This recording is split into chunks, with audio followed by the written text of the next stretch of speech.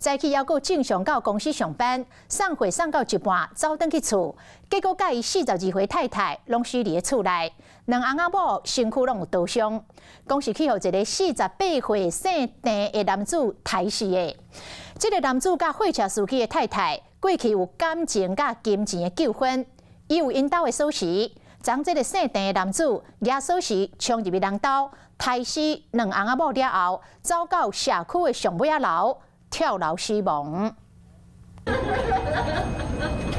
哭甲真大声，行路行袂知，唔敢相信两个亲人会扣人无情杀害。你说有人跳楼？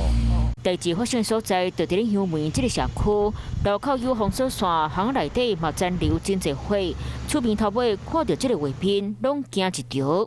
早班说大概4点多啦。郑姓男子疑似由顶楼坠楼，同仁上楼查找时发现，该大楼有一住家门口血迹延伸至顶楼。 彰塘园香梅的社区发生3个人死去的命案，翁先生和黄太太是翁仔某，拢死伫咧厝内，身躯顶有真侪刀伤。凶手郑先生敢若捌和黄太太有行过，又鲁放因兜的锁匙，逼去厝内摕刀甲因杀死，家己嘛跳楼自杀。应该是感情纠纷，好像外面有别的男子。早上10点多联系不到，联系不到，到现在还没送到。我们才察觉，不对啊，不太可能，他不会去送货啊。一开始先他找他老婆。 他老婆好像在4点多的时候有回复。平常时啊，正好到店的洪先生是一个货车司机，想要到赶要转去厝的一抓，都无搁出来。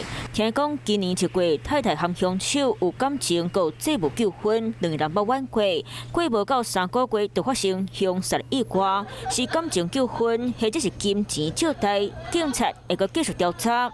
Hello， 我是林仙怡。想要抢先掌握最及时的新闻资讯吗？赶快订阅、按赞、开启小铃铛，锁定华视新闻 YouTube 频道。